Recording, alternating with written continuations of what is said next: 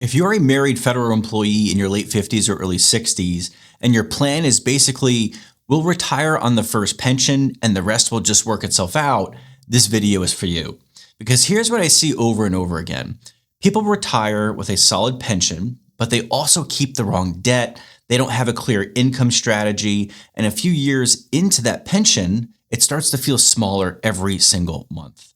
Groceries go up, insurance goes up, travel costs more, and suddenly what used to feel comfortable starts to feel tight. So if you're looking at your numbers and thinking this pension is solid, but I'm not sure if it's enough, you're not crazy and you're not alone. In this video, I'm going to show you how to tell if you actually have a retirement income gap, the 3 levers you can pull to fix it, and a simple example of how what looks like a scary shortfall can turn into a real workable plan. I'm Tom Poltersdorf, a certified financial planner, and I help federal employees make smart money decisions as they transition from federal service into retirement. So let's start with a reality check, because this is where a lot of people get surprised. A lot of federal employees think something like this.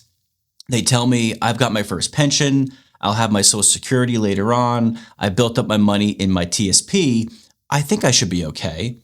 And honestly, you might be, but okay on paper and okay in real life are not always the same thing. So let me give you a simple example. Let's say your first pension is about $4,800 a month.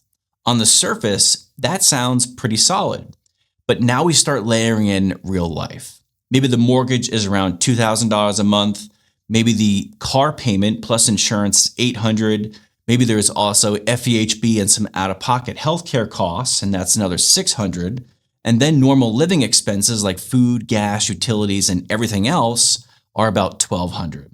And all of a sudden, we're about $4,600 in before we've had the chance to take that trip we were planning for, before we were able to do anything with the kids or grandkids, or have any money left for a cushion in the bank.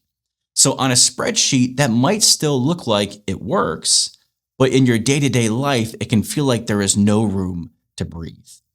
The problem is we're depending on the pension to carry housing, debt, rising expenses, and lifestyle all by itself. And that's the big idea for this entire video. Your pension is a very good foundation, but it's not the whole plan. It's one income stream.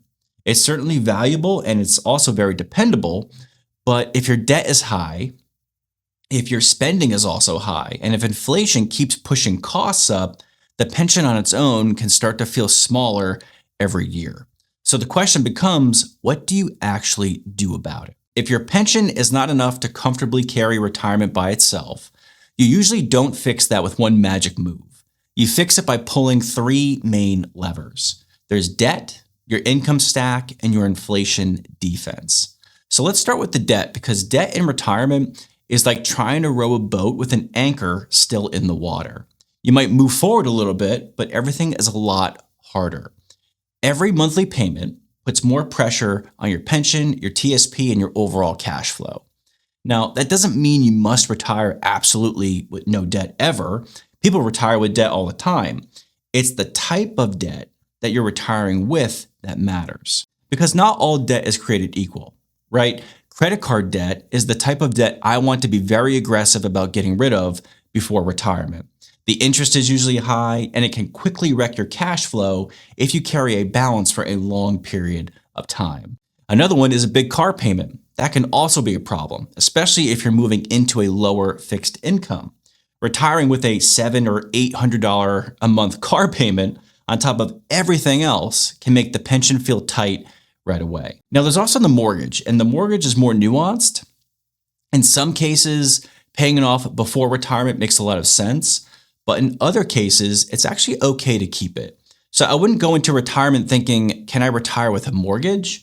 The better question is, can I retire with this mortgage payment and still keep the rest of my plan in a safe spot? So the mistake is not simply having the debt. The mistake is retiring without really understanding which debts are squeezing your retirement and which ones your plan can realistically support. Once you have a clear picture of what your payments are doing to your monthly cash flow, the next question is, where does the rest of the income come from? This is where a lot of federal employees start to get confused, because you have the pieces, but you don't have a clear plan for how those pieces are supposed to work together. You might have your first pension, you might have your Social Security that will start later on, you might have a TSP balance and maybe an IRA or other brokerage accounts, and then also maybe some cash in the bank. And on the surface, that all looks good. The issue is not just whether you have the money though.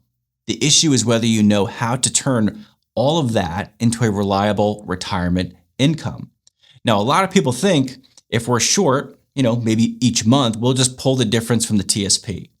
And that's not really a strategy. That's just taking withdrawals when you feel like you need to, and that can lead to even more issues later on. So it's not really about how much you can pull out of your TSP. The better way to think about it is how much do I need from which account, in which years, and what does that do to my taxes over time? If all of the gap filling income is coming from just one place, like the TSP, you can create more tax pressure than you need to, and you can put too much stress on that one account early on in retirement. If the market is down while you're taking those withdrawals, it puts even more pressure on the plan. And that's why I like to think in terms of an income stack. So your pension is the base layer. Social Security will likely become another base layer later on.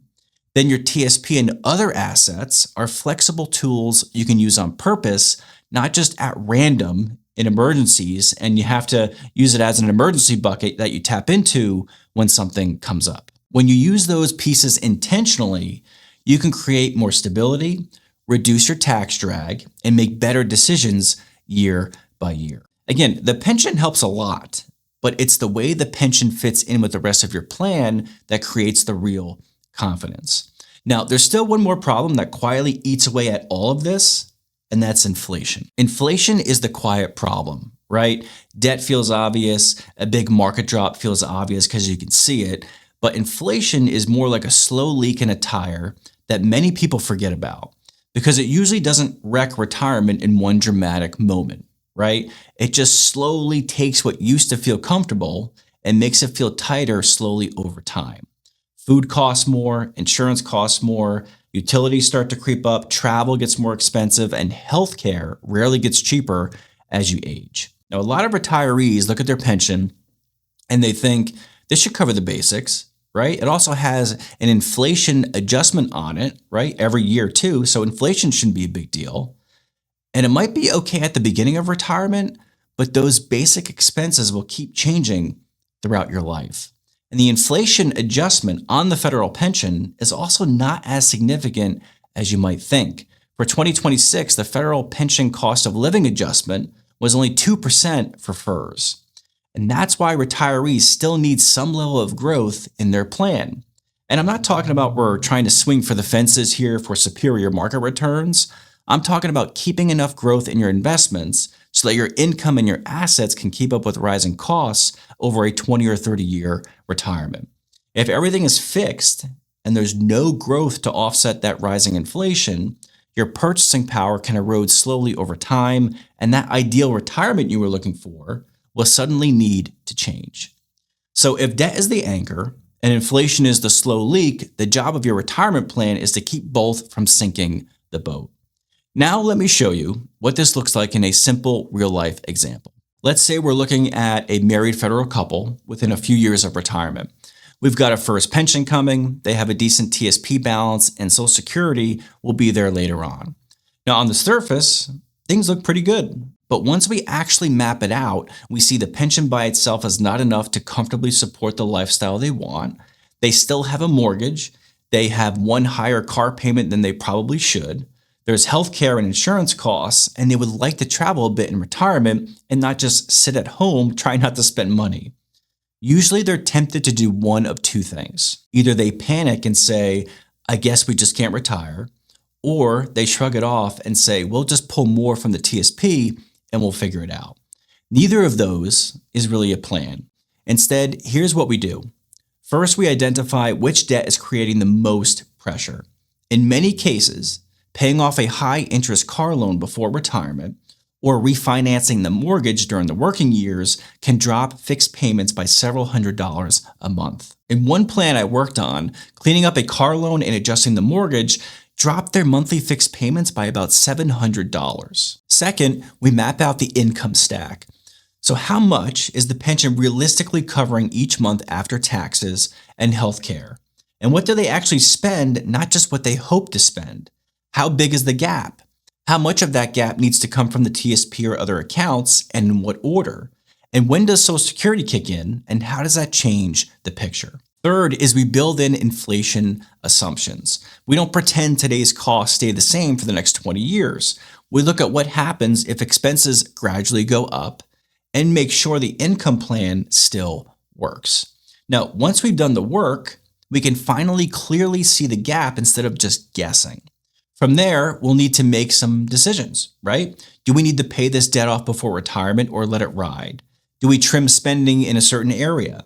Do we change when we claim Social Security, or do we tweak how we're invested? The point is, once you know what the gap actually looks like, you can build a real plan around it and make the adjustments you need to close it. So here's the big takeaway. If you're a federal employee and your pension alone doesn't feel like enough, that doesn't automatically mean you're in bad shape. It usually means you just need more clarity. You need to know how much pressure debt is putting on the plan. You need to see how your pension, your TSP, and future Social Security actually work together using real numbers. And you need to know whether your plan can keep up with inflation over time, not just in the first year or two of retirement. Your pension is a great foundation, but it's not the whole plan. Real retirement confidence usually comes from how all the pieces fit together, not from any one piece by itself. So if you're a federal employee within 10 years of retirement, and you want to know whether if your pension, TSP, and the rest of your assets can actually support the retirement you want, that's exactly what I help people map out. Click the link below the video, schedule your federal retirement blueprint, and we'd be happy to see if we can help. And if you're not ready for that, then I suggest you check out this video right here, where I'll show you how to combine your pension, TSP, and Social Security into a reliable retirement paycheck that lets you actually enjoy your time. So click here to watch, and I'll see you over there.